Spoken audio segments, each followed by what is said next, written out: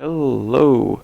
I'm recording this because, well, if I don't record it now, I'm never going to record it. This is Armored Warfare Early Access. I don't know whether or not if it's an alpha or a beta.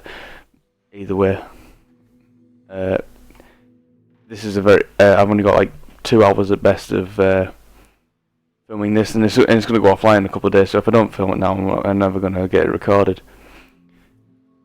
So, yeah, what's this game about? Well, it's like World of Tanks. It's very similar to World of Tanks, but it's not World of Tanks. The biggest difference will be with the tech trees. Now you're probably wondering, why the hell do I have an American tank in my lineup, which is the M60 Patton, but when I go to the dealers, there isn't any countries. That's because when you actually go onto these countries, you soon begin to notice they're not all part of the same country. And this is because of the settings of the game. The game is not set in nations. It's set as you are like a private military organisation, which is quite cool. And this is going to be made more apparent when the missions come out, which is this little point here, the PvE. Unfortunately, that's not implemented in the game yet. Really, they're just trying to work out the kinks with the PvP, which is fair enough. It is early access, extremely early access, and at the moment I'm currently on my M60 Patton. But yeah, there's some really weird lineups. This one seems to be relatively straightforward, but when we go to the other guy, this Shiskin guy, whatever his name is, look, you end up going Russian, British. Right, then you go for a T62, a T64. Then you either have a choice of a T72 or a Chieftain. Now, I really like the Chieftain. I just don't really fancy doing these two, so I decided I was going to go for these on this line, which leads you to the Leopard 2, which is fair enough. Anyway, enough of this. Let's see what the gameplay is actually like on this game, because personally I enjoy it. I know. There's some people who've been liking it very much to World of Tanks, and to be honest with you, the actual gameplay in it is very similar to World of Tanks. But to be honest with you, it has its differences as well in the way some of the damage modelling is done. Like the interiors of the tanks are actually done very similar to how War Thunder works with the modules, and how they're done inside the modules, but it has that health bar that you see with World of Tanks. So, depending on where you hit inside the tank, depends on exactly how much damage you're going to do. Of course, depending on the weapon that you're using as well, gives you almost like a baseline damage, of which you can do similar to World of Tanks. You have like a percentage of up and down. But depending on where you hit, you may hit a critical hit and get a big damage roll than usual. Or you may completely just bounce off the armour and it skyrocket into space and not do anything.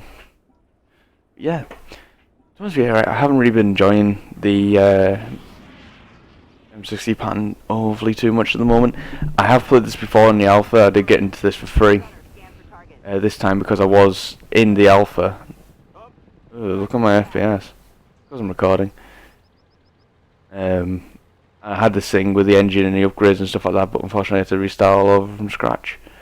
I really haven't had much time to do that, so I don't have the engine for this thing yet, which is non-optimal. I can live with it for now. I'm still struggling to wonder whether or not this thing is actually better than the T62 armor-wise. Because it definitely lacks in gun performance. I believe it's more accurate than the T62, but it doesn't have that same level of damage. And a lot of the maps lately are quite close quarters. You tend not to have that many overly long-range gunnery battles. But the maps are actually overall larger than they are in World of Tanks.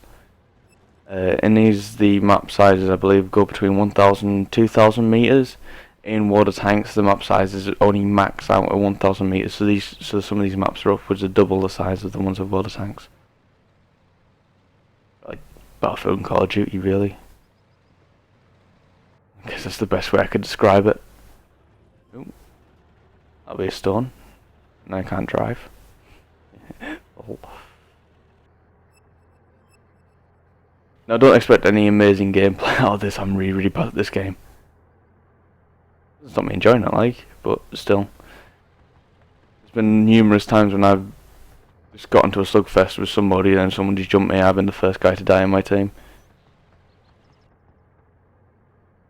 Especially when I got a good team, I'm always the first guy to die.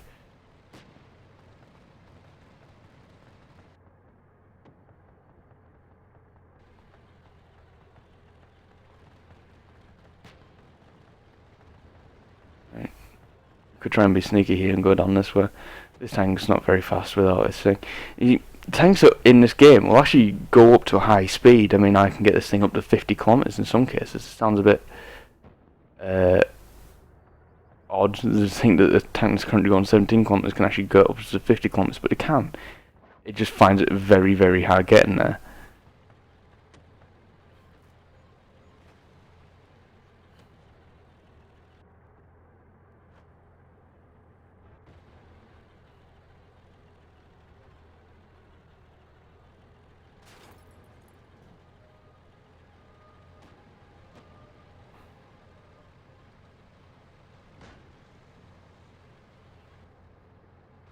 Alright.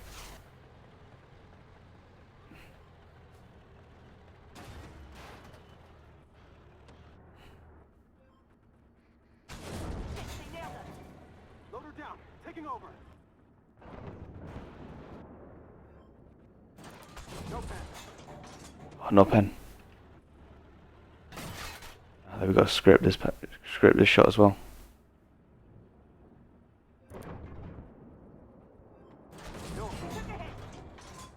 Oh, I'm getting shot in the ass now. Oh shit. See, this is what happens. Retreat.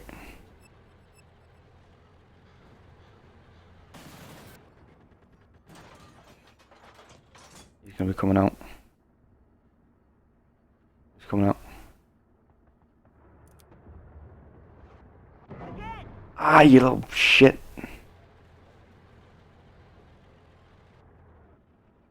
No pen. No pen, are you serious? I had him side on. Identified. Hostile tank. Oh shit. Squig. Ah, I'm dead. See, I'm not really the best at this game.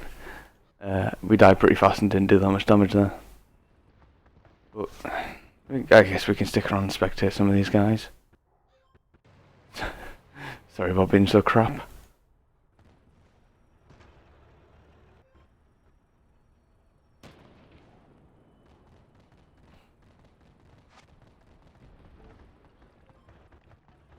Don't worry, I'm equally as bad as this of water tanks as well.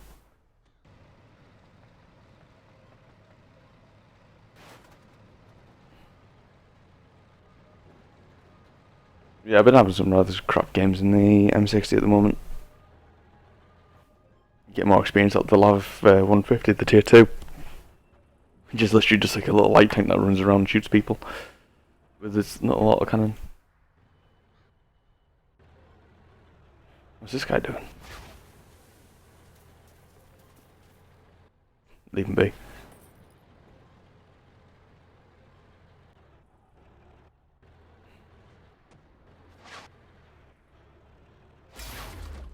Ooh, what? Someone hit him nasty there.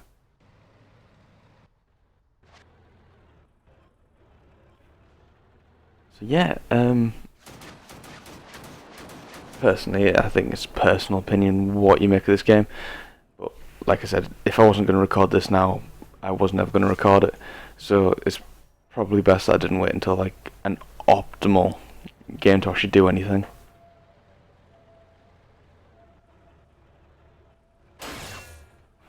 Good bounce, good bounce. Yeah, look at the scores. It's actually very rare that you actually see a close game in these. In this game, quite often what you tend to see is just one team ruffle stomps the other.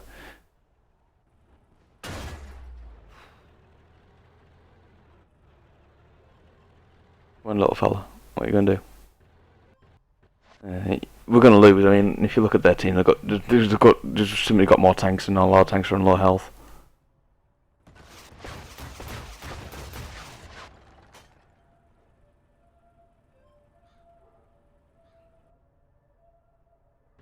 I mean, look, only a couple of us have actually ended up with kills. Now we're down to 2 tanks. See, look, 13-7. It's not a close match. You don't get it in this. The game plays differently. It's not World of Tanks. You know, damage models are different. Everything's different. Well, everything's different. There's some similarities. And I need this guy to die, and then we've lost. Yay!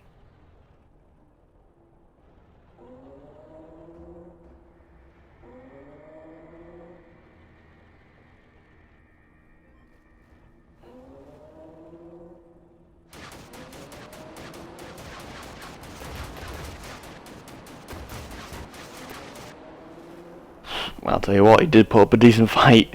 I'll give him that, he put up a very good fight towards the end of that.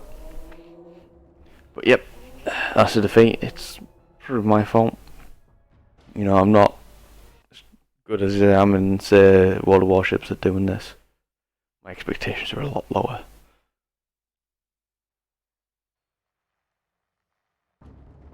Yeah, look, only 87 for that. So yeah, Armoured Warfare. Ooh, there's definitely something I should go over. Your commander. Your commander is the only person in your crew that you actually switch over, unlike in World of Tanks, where you can actually switch over your entire crew. I'll show you that.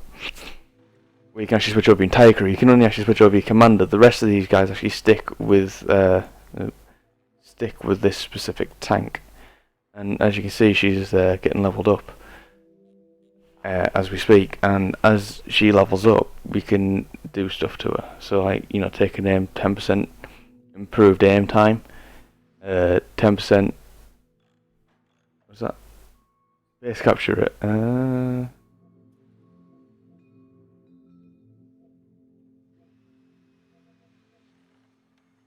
Let's fix that.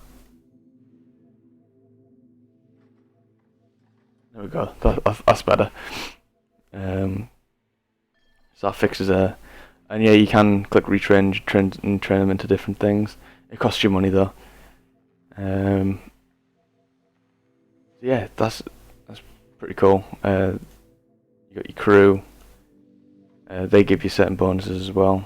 Your upgrades are very similar to how World Tanks does it.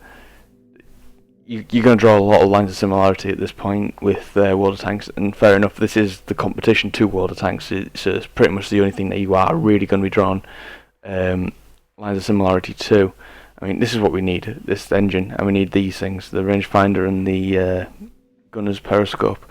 Those are all deeply needed, but this actually ends on June the 3rd, I believe, so it's only got a couple of days left. I ain't actually ever going to get this stuff.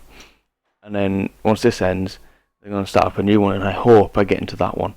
I mean, apparently, since I was in the alphas, I'll be able to get into those ones, but who really knows? I may have to buy my way in, like a lot of the other people on this server have had to do. You can buy your way into this game by buying a Founders Pack, which costs between 20 and 60 odd £. Frankly, if I can get in for free, I'm going to get in for free. I'm sorry, but free's free. It's good to support the company and everything, but free's free. Yeah, I think that's a good point to wrap up this video. You saw me fail hideously. I enjoy failing hideously. I still enjoy failing hideously. I like the game. It's a good game. It's still got a lot of work to do. Don't get me wrong, it's buggy in some cases. When I was in my Lav 150, this little dude here. Come on, show yourself. Right. One game, I ended up having to play the entire game in third-person view, because every time I scroll into the gunner's view, the turret didn't only turn 90 degrees this way, it also turned 90 degrees that way. So that was rather entertaining. And that was a bug, but I believe that's probably been fixed. It only happened once. But anyway, yeah. I'll catch you guys later.